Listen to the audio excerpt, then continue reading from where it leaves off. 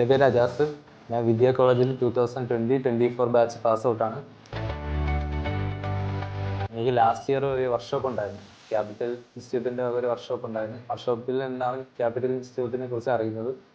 ഞാനും എൻ്റെ സുഹൃത്തുക്കളും 6 മാസത്തെ കോഴ്സിന് ജോയിൻ ചെയ്തിരുന്നു. ക്ലാസ് എടുത്തതെല്ലാം വെൽ എക്സ്പീരിയൻസ് ആയിട്ടുള്ള സാറന്മാരായിരുന്നു. കോഴ്സ് കഴിഞ്ഞ ഉടനെ തന്നെ ഞാൻ പ്ലേസ്മെൻറ്റ് ഡിപ്പാർട്ട്മെൻറ്റുമായിട്ട് സമീപിച്ചിരുന്നു. അപ്പോൾ അവർ നാട്ടിൽ എനിക്ക് പ്ലേസ്മെൻറ്റ് സെറ്റ് ചെയ്തിരുന്നു. ഫാമിലിയിൽ ഫിനാൻഷ്യൽ ഇഷ്യൂസ് കാരണം ഞാൻ എബ്രോഡ് പ്ലേസ്മെൻറ്റാണ് കൂടുതൽ താല്പര്യം പ്രകടിപ്പിച്ചിരുന്നത്. അപ്പോൾ എൻ്റെ അടുത്ത് വെയിറ്റ് ചെയ്യാൻ പറഞ്ഞിരുന്നു. പിന്നീട് എറണാകുളത്ത് നമുക്ക് ക്യാപിറ്റലിൽ നിന്ന് 17 പേർക്ക് ഇൻ്റർവ്യൂ സെറ്റ് ചെയ്ത് തന്നിരുന്നു. പക്ഷേ ഫസ്റ്റ് ഇൻ്റർവ്യൂ കിട്ടിയിരുന്നില്ല. ഞങ്ങൾ 17 പേര് പോയതിൽ 11 പേർക്കും കിട്ടിയിരുന്നു.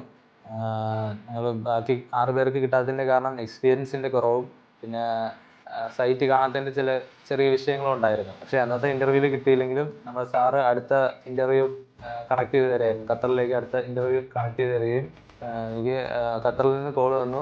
ഷെറിൻ്റെ റെഫറൻസ് ആണോ എന്ന് ചോദിച്ചാണ് കോൾ വന്നിരുന്നത്. ജസ്റ്റ് ഒരു 1 മിനിറ്റ് ഇൻ്റർവ്യൂ ഉണ്ടായിരുന്നുള്ളൂ.